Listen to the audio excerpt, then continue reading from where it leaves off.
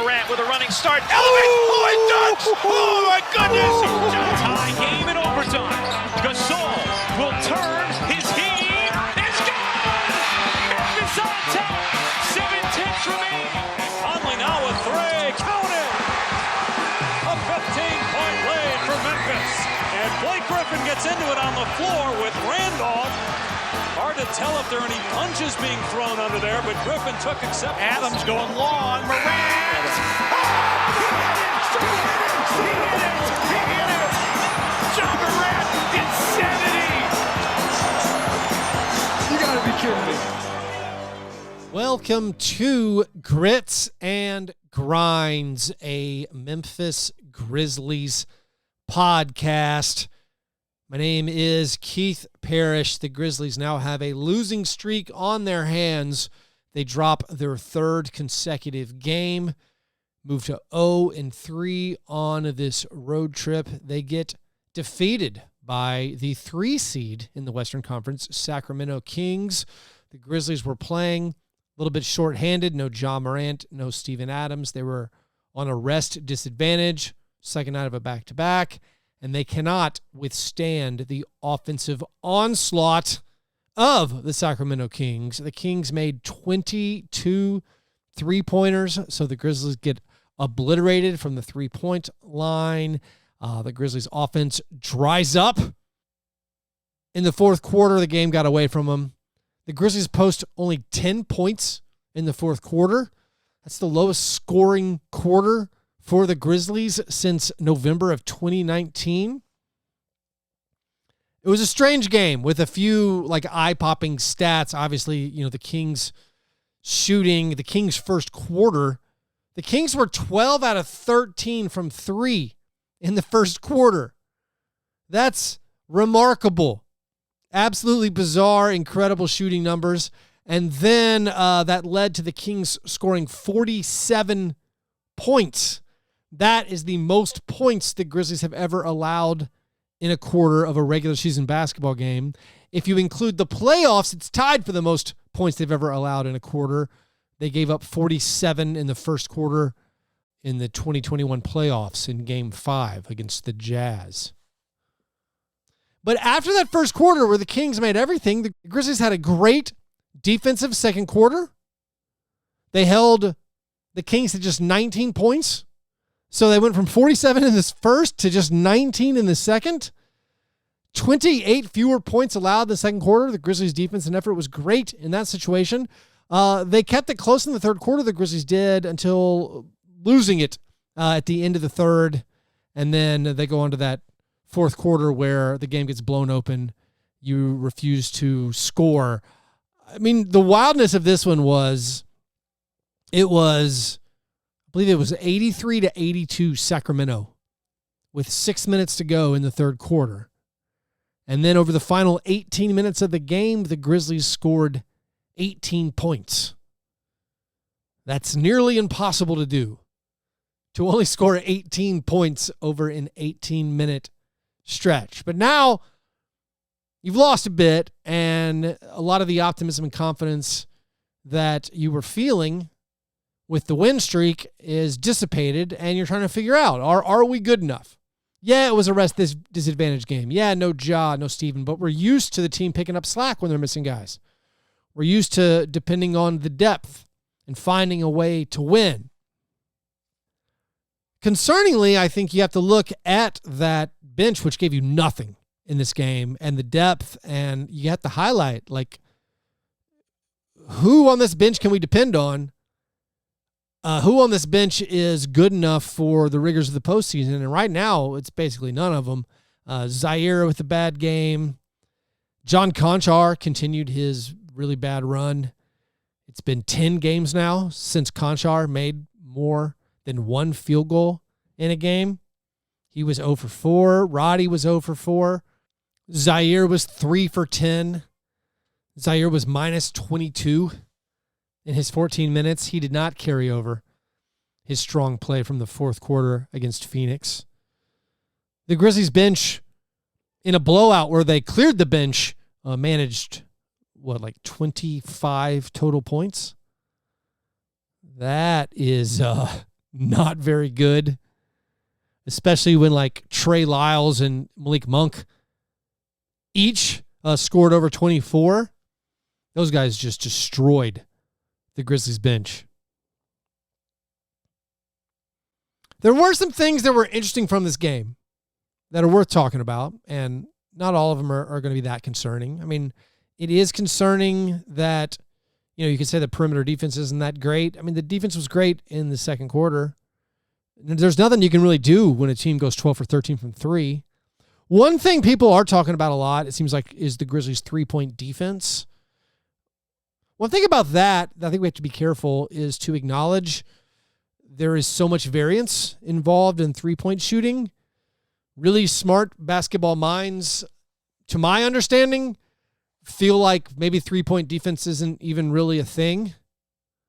Like, teams just make or miss shots. And it's maybe the one thing in the game that is least influenced by the defense. You could, I guess, look at how wide open teams are allowing, like which team allows the most wide open three-pointers. Would that be a sign of three-point defense? But then you'd have to correct it for, well, which players are they leaving wide open? Maybe they're leaving the players they want to leave wide open. So it's hard to figure out three-point defense. And a lot of it is just the randomness of the game, the randomness of three-point shots falling. During the Grizzlies' 11-game win streak, they had incredible, quote-unquote, three-point defense. Teams were not making three-pointers against them generally. The Cavaliers did in the 11th game of that streak. The Grizzlies overcame those three-pointers to get that one-point win. But during the win streak, you're like, hey, we had incredible three-point defense. Again, air quotes on that. Is that because the Grizzlies were playing better and thus forcing the other teams to shoot poorly? Or did the Grizzlies win a bunch of games in a row because the other teams missed their three-pointers? I think it's more the latter. It's just the randomness of three-point shooting. So there are, of course, defensive concerns, but I don't think defense is the issue with this basketball team. I think it's going to be offense still and always. When you don't have Ja, certainly he's your best creator, your best half-court scorer. We know they survived last year swimmingly when he was out. They'd won a few in a row with Tyus Jones as the starter. Tyus Jones this season when starting had been averaging 21 points and 8 assists. He got his 8 assists, only finished with 12 points. It was a fine game from Tyus. Desmond Bane had a very good game, honestly. Desmond Bane has had 5 or more assists in 3 straight games now. He finished with 21 points, also got 4 rebounds. He had 4 turnovers, which is understandable because he was handling the ball a little bit more. That's one of the, I think, most interesting things about this game is some of the lineup decisions that were made with no Ja and no Steven Adams. And one of them is that the Grizzlies did not use a traditional backup point guard.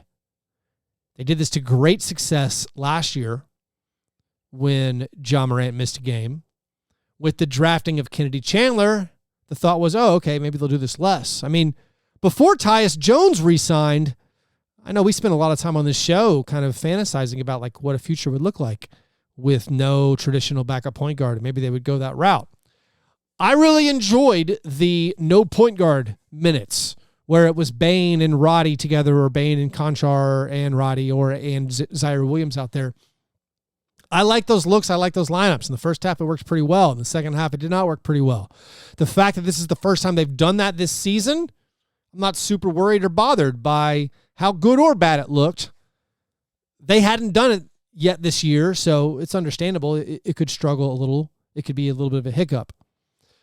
The other part about the rotation that I think is my most interesting takeaway, or the thing I'm pondering the most about this game, is without Steven Adams, them still preferring to start Xavier Tillman. Xavier Tillman has been doing a good job of finishing his shots in the paint recently. He's been playing well. He finished with 10 points and 6 rebounds, got 2 steals, a block, 2 assists. It's a fine game from Xavier Tillman.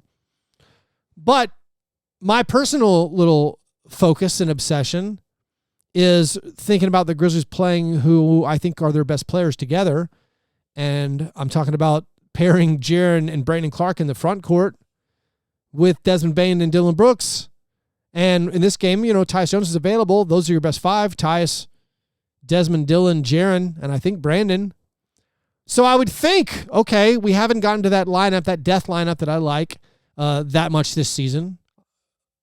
With Steven Adams not there, surely they will play it more. Surely they will pair up Jaren and Brandon more with Dillon and Dez. No, they did not. They finally got to that five-man of Tyus, Desmond, Dillon, Brandon, and Jaren in the fourth quarter. And it lasted for 1 minute. And I don't understand the hesitation to not play Brandon Clark more. Like, if Steven Adams is out and you still play Brandon Clark his normal minutes where he's on pace to play like 18 or 19 minutes, I don't understand that. The explanations I can think of are the team thinks, let's focus on keeping everybody in their normal roles because we don't care about a regular season game against the Sacramento Kings. We're focused on everyone getting ready for the postseason. And if they think Brandon Clark needs to stay in his bench role and build that chemistry with the players he's going to be playing with, that's why we leave him as like a sixth man or the first big off the bench type thing. Even then, I guess it's not really the first big off the bench. I think that might have been Santi in this game. But it seemed like the perfect opportunity to start Brandon Clark alongside Jaren Jackson Jr. Were they worried? Another explanation is they're worried about Jaren's foul trouble, so they don't think Brandon Clark can guard Domantas Sabonis, and they don't want Jaren to guard Domantas Sabonis, so they start Tillman, so Jaren doesn't get in foul trouble. He can play his normal role. That's a more acceptable explanation. But I was really surprised how few minutes they played with those guys together. I mean, maybe in the first half, they were going to end up in the second quarter, maybe closing the second quarter with Tyus and Dillon and Dez with Brandon and Jaren, but because of Brandon's foul trouble, he didn't come back into the second quarter, and that limited the minutes, and that kept them from playing this lineup together.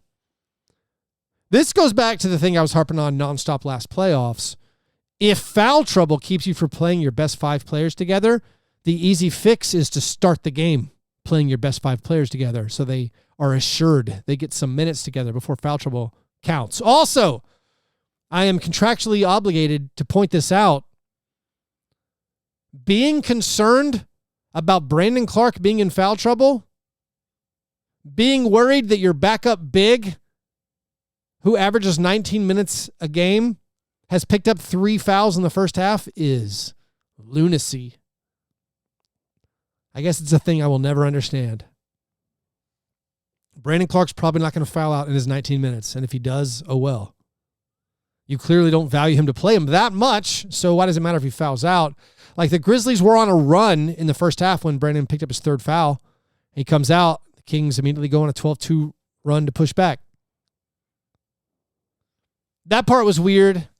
The lack of playing what I think are your best five players together, I think is strange.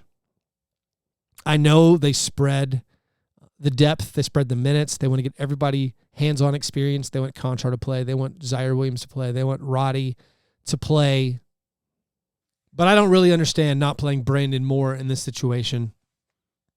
He finishes with a very underwhelming, not good game. Got his shot blocked by Trey Lyles, feels like more than once. He had 6 points. I mean, what's really messed up is he still outscored everyone else who played off the bench except for Santi. Santi had 8 points, knocked down 2 threes. Santi got a lot of open looks. The Grizzlies got a ton of open looks. They just couldn't keep up with them. The Grizzlies didn't get to the foul line because they kept shooting so many three-pointers, it seemed like. The Kings didn't get called for fouls, and I don't think it was bad refereeing. I don't think the Grizzlies were driving into the paint and attacking. Jaren Jackson Jr. got 18 field goal attempts. I guess that's a positive. The Grizzlies normally win when Jaren gets 18 field goal attempts when he shoots that much. He led the team in field goal attempts. Dillon Brooks was a good playmaker in this one. Dillon took a few terrible shots, including one of the worst missed layups you'll ever see. But he tied his season high with 6 assists. He was distributing the basketball pretty nicely. This game was so weird. The 47-point first quarter by the Kings and then holding them to 19 in the second quarter. The Grizzlies took the lead in the third quarter. But once they had to sub, once Aldama and Zaire got back in the game, it really fell off a cliff. The offense abandoned them. I mean, maybe it was the weary legs, second out of the back-to-back. The end of the game is where it's going to hurt you. Dylan Brooks' three-pointers, they were all missing short after a pretty strong start shooting the basketball. And then you get that hilarious, we only scored 18 points in the final 18 minutes nonsense. I mean, we even got, Kenneth Lofton Jr. got to play, LaRavia, Vince Williams. They did clear the bench, but of course, no points. Just no points from the bench. Unbelievably terrible final into that game. And because of that, you end up conceding 133 points, one of your biggest margins of defeat of the season. Only finish with 100 points total. All those real gross stats. I mean, the Grizzlies have done this too. The Grizzlies just played this game against the Suns, the one they won, not the one they lost, where it was tied in the third quarter, and then the Grizzlies won by 30. The Grizzlies blew it open. We're normally on the right side or the fun side of these. This time we're on the wrong side of it, as the Grizzlies could not compete with the firepower of the Sacramento Kings. And now the Grizzlies find themselves 5-11 on the road against Western Conference teams. Now the Grizzlies still have the third or fourth best road record in the West. It's the fourth best. There are only two teams in the Western Conference right now that have a winning record on the road. The Kings are 11-9 and the Nuggets are 11-10. So it's pretty dangerous out there for Western Conference basketball teams on road trips. And unfortunately, the Grizzlies' road trip continues on Wednesday night. They have to play the hated, the reviled, the loathed Golden State Warriors. The Grizzlies are going to try not to lose 4 straight games. They have to beat the Warriors to keep that from happening. So it's a big game. I'll be doing a playback for that game with John Burr from Fast Break Breakfast, also with Sean and Joey, who happen to be Warriors fans from the comedy podcast Round Ball Rock. So make sure you join the playback room, playback.tv/fastbreakbreakfast, probably around 9:30 or 10, maybe just the second half.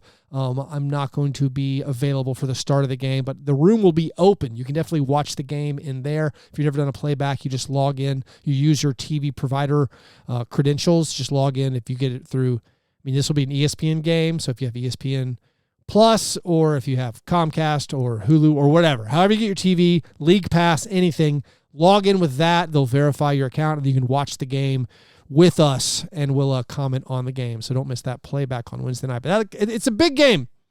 It's a big game for the Grizzlies, who, now you need that win. You want to keep pace with the Nuggets. You don't want to fall behind or allow the Kings to catch you. The Kings and Grizzlies are done playing each other for the year. They split the season series 2-2.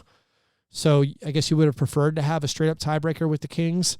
If, worst case scenario, they actually catch us. Hopefully that won't come into account. But the Grizzlies lose a pretty gross one.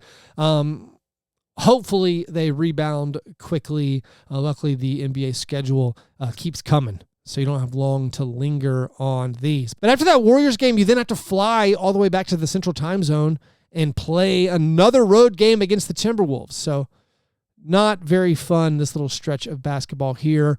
As far as the injuries, the Steven Adams and John Morant missing the game, I don't think there's anything major or severe. I chalk it up to just second out of a back-to-back. Apparently they both got banged up in the fourth quarter against the Suns.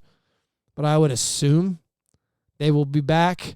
As far as other injuries, Danny Green is the one we monitor. Apparently he's been working out pretty hard before the games, continues practicing. There's been no word on when he actually will be back, but they could certainly use a healthy Danny Green. If it looks anything like, how Danny Green's looked the past few years, that would be something the Grizzlies could certainly use. And of course, we keep our eye on any trade rumors. There's nothing substantive out there about what the Grizzlies could do. Do these losses, do these 3 games make you want to do a trade more? I mean, probably.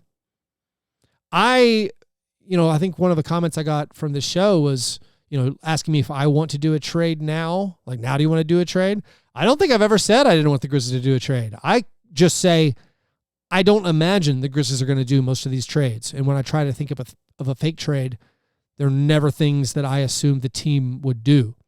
So I don't think the Grizzlies are going to do something just to do something. But I do know I don't trust a lot of the players right now as far as helping us get to the Western Conference Finals or further to winning an NBA title. I'm hopeful they get there, but like Zaire is just not playing great yet. He's had some runs where he makes some shots, but like if he was just, say, like an undrafted free agent, if he wasn't a guy who you'd invested a high lottery pick in, his stats would not be a thing where you're like, oh, look at this guy. This guy's got to do some stuff. His stats are very pedestrian, to borrow a Dylan Brooks word. I mean, I think, he got off to that slow start shooting, and it's going to keep getting better and better. But we're now up to 23 games, or 21 games this season. His stats are very, very similar to what they were last year when he played 62 games. His per 36 scoring average, exactly the same. 13.4 points per 36 minutes this season and last season. His steals and assists, exactly the same. His rebounding is up this season. His turnovers and fouls are up this season. Last year, he was a 31% three-point shooter. This year, 26%. But, of course, most of that was really bad to start. He's been much, much better recently. But if he wasn't a high lottery pick, I don't think you would highlight what he's done and be like, oh, yeah, this guy's really, really good. His numbers are virtually indistinguishable from any number of like undrafted free agents, 10-day guys, second rounders who are getting minutes. If you get minutes, you're going to do some stuff. So he's got a long way to go, if we're going to be honest, I think, to being someone who you can depend on in the postseason, someone who you think can take a lot of minutes for the squad. Hopefully he'll get there. Obviously, the spacing he provides in the half court with his baseline cuts and his lobs is great. And he's got a good-looking three-point stroke. Just hopefully that those numbers will improve. He was 1 for 6 from 3 in this one. So, again, my guess is the Grizzlies would hold on to him. But, you never know how long your window is going to be open. You never know how long there's going to be like a wide-open title chase. So, results like these where you lose and you don't look particularly good doing it, maybe that makes you feel like, all right, the time is now. We should make a little like move around the edges. But anyways, I appreciate you listening to this episode. Please subscribe to the YouTube channel if you don't already. Join me in the playback room on Wednesday night. Keep your eyes peeled on Twitter at FastBreakBreak or at Grizzlies Pod for details of that. All right. Hope you guys have a great day. Talk to you soon. Go Grizz.